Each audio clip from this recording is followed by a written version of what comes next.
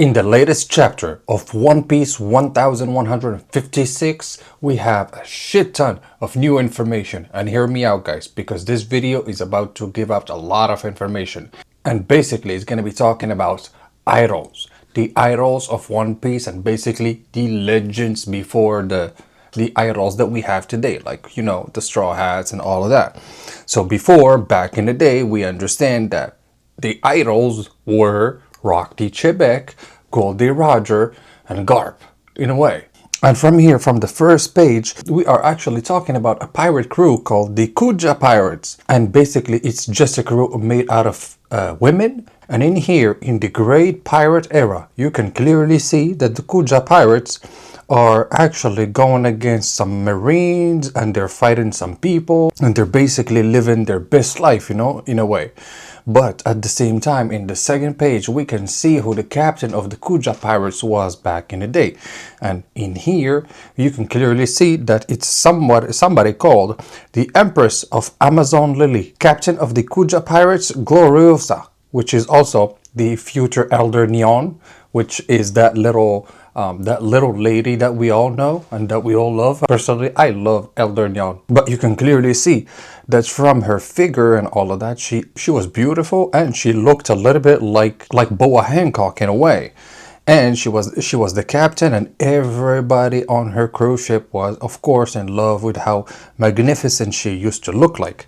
And at the same time, we also get to see somebody called Tritoma. And basically, Tritoma is the future Empress of Amazon Lily. And from here, we also understand from the timeline and from the hierarchy of who became captain after and who became like the Empress of Amazon Lily.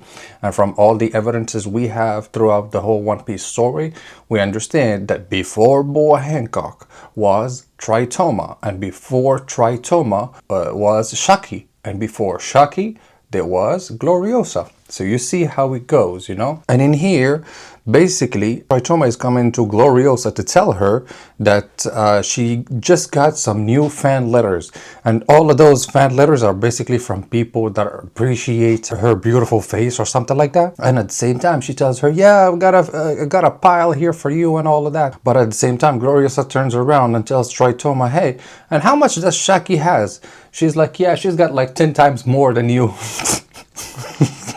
And basically, you understand that Shaki was having more letters sent to her, like more fan letters sent to her, way more than Gloriosa, the captain of the ship, you know. But right after that, you get to see the Kuja Pirates actually turning around, and they're like, "Oh shit, there is an enemy ahead, whatever." And as soon as they turn around, they see that it's actually the Roger Pirates.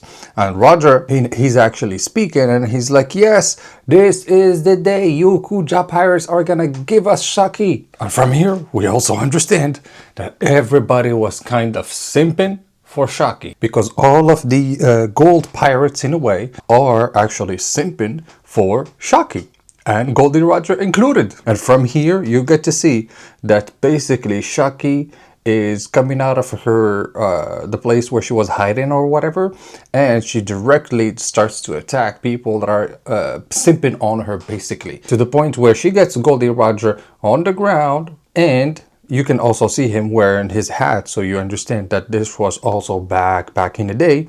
And at the same time, after basically Shaki beating Goldie Roger to the ground, she tells him, "You should know, I'll never submit to another's captivity." But at the same time, you understand, she is the first mate of the Kuja Pirates called Shakuyaku. So Shaki is the little name to Shakuyaku. That's her whole name, her full name in a way. And from there, you can also see that she gives a little wink towards Rayleigh, because Rayleigh is basically the only one in the crew who's always like, "These dumbasses, they always fall and simp for you," and all of that. And he's basically the only one who doesn't fall for it, in a way, you know. And that's why Shakuyaku is always like, you know. And even in here, even in the future, in the current story time, we see that Shaki and Rayleigh are still together. So that's why I'm saying the both of them are actually together. They're living their life until the end of time, you know, basically. But as everything was going on, and the Kuja Pirates and the Goldie Roger Pirates were having their little bit of fun and all of that, At the same time, they spot Marines. Marines were right on the shore, and as Goldie Roger hears that it's Marines, of course, he's a pirate, he goes like, we need to go. We don't have to fight all the time, you know? So as soon as they start on going and they hear that, who is actually that? Well, it's actually Garp. He says, hold on. Let's turn around and let's go fight. And in here, you get a picture of the pirate Goldie Roger, future king of the pirates and father of Ace, versus Vice Admiral Monkey D. Garp, the future hero of the Marines and grandfather to Luffy. And right after that, they come one against the other and they start on clashing. And from that clash, you understand that basically Garp's fist and Goldie Roger's sword Ace are not even touching, so they are using their full Conqueror's Haki at that same time, so that's why they are not even touching each other. And you understand how strong the both of them are actually, you know. And that also by using two attacks. This one is called Meteor Fist from Garp, of course, and the other one is called Aramitama. So maybe that's another one of Goldie Roger's attacks, probably.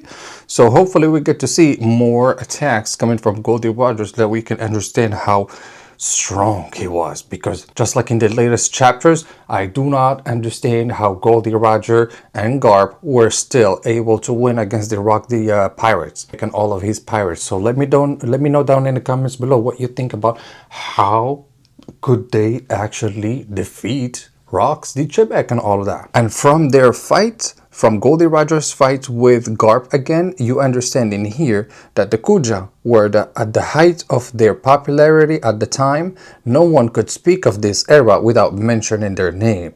Many saw them as idols and their wanted posters fetched high prices. Stalkers taking creep shots became a daily nuisance for them. Soon after this encounter, Shakuyaki was crowned empress and her popularity continued to grow to an unimaginable level. And basically you understand that Gloriosa was simping for Goldie Roger from these pages.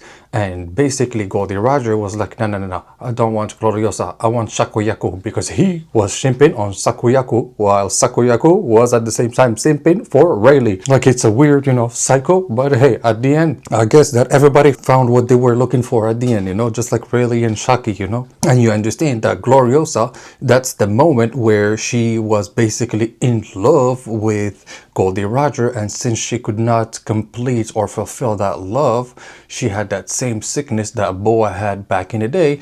And stay tuned with me, because at some point I'm gonna be making a video about that love sickness that the Kuja pirates get to the point where, you know, they might even die.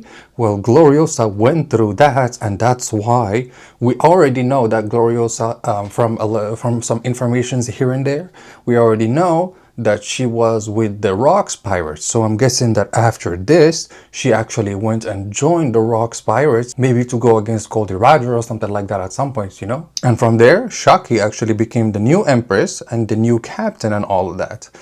And maybe then later something happened to Shaki, and Shaki actually decided to step down from the position where she was, and maybe she got with Rayleigh after that and all of that. And then Tritoma came and became the new empress right before Boa, you know. But from there we jump back to Elbaf, because now we are in Ida's tavern, and in the tavern Loki is again up to no good. He's doing some shit. Basically, he stole a boat and he wanted to get out of Elbaf, but he screwed up. And in here, basically, the captain of that ship is pissed at Loki, but at the same time King Harold and Ida are here to talk to the captain to tell him, you know, it's okay, he's a kid, he's allowed to make mistakes or whatever, you know, which is completely understandable. Even though Loki is Loki, understandable still. He's a kid, you should allow shit like that to happen, not get that pissed, you know. And the captain is like, I honestly wondered whether I should help him or no. But Ida at the same time is like, what the hell, you shouldn't have helped him. How would you feel if Loki had died? So basically you can see that Ida really actually cares about Loki, and she understands that Loki lost his mom and he has some issues, maybe mentally or something like that, and that's why she understands Loki's situation, and even tells Loki, hey Loki, if you are so lonely or whatever, hey, come and live with us, you know. And from there, literally, Ida is one of the best case mother scenarios you can have in One Piece, for example, because we all know that mothers in One Piece do not survive that long. So hopefully Ida is still alive, you know. Hopefully. And as she tells him, yeah, come and live with us and all of that, he's like, no way. He starts on going on a rant again, and he's like, no, I will not come and live with you, lowlings, or whatever. You're just doing that to get some money or whatever. But at the same time, Hajaruddin, he's had enough. He picked up a sword and he's like, you damn you. That's it. He's had enough. He's gonna cut Loki. And from there, Ida is still just like, oh, you guys are so cute, you little kids, and all of that. So like, come on, Ida. But she's a mom and she understands, you know. And that's why she turns around to this other kid and he's like, I hate how he says such mean things to you, stupid Loki. And it's Ida that's comforting that other kid, like, Mato, are you crying for me? The world is full of kind and beautiful people. Oh. And as, of course, everything is going on, Loki's still pissed. He's still like, I am sick of this goddamn country. Everyone is weak. Everyone is blah, blah, blah, blah, blah, blah. So basically, he's just a complainer. He likes to complain about everything at the same time. And he thinks that everything is his problem, which got too much into his head to the point where now he really believes it, and that's why he really wants to get out. But then you hear that from then on, each time Rox visited to try and recruit Harold, Loki would attempt to join Rox's crew, but he would ultimately never get his way. Aren't you happy? I am going to follow him out to sea, cause I hate you all right back. So basically you understand that that was Loki's perspective. Basically he hated everybody in Elbaf, and he wanted to get out of Elbaf so that he can go and maybe conquer the world with Rox. But several months later, after the Rox's crew take over of Pirate Island, we understand that that Pirate Island now is basically all under the order and reign of Rox, because basically he is the strongest one out there. And we get to see somebody coming in the island, and that somebody is called Kyo the Wicked, which is also future Silver Axe. So basically we are getting one legend after the other, after the other, after the other, because in Rox Pirates until right now, in here, we also get all the rest of the Rox's pirates. And before we get to the list, I wanted to talk about that giant boulder that's in the Pirate Island. And that giant boulder basically before was not looking like a giant pirate head, for example.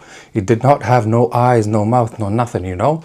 So from here, from this page, right after Kyo joins the Rox Pirates, for example, you can see that 2 holes were made into that big ass boulder, and that's what made the eyes of that boulder that will make the future pirate head later on. And then the list goes. We get Captain John, and he is actually talking about the Galila folks. Basically he's saying, oh, we gotta go and grab them at some point. And right as he says that, Charlotte Lilin, future Big Mom, is also saying that she's actually trying to track giants that are stuck in frozen ice. La, la, la, la. And from there you got Whitebeard, you got the pirate Strossen, which was with Big Mom since the very beginning when she was, 6 years old and all of that.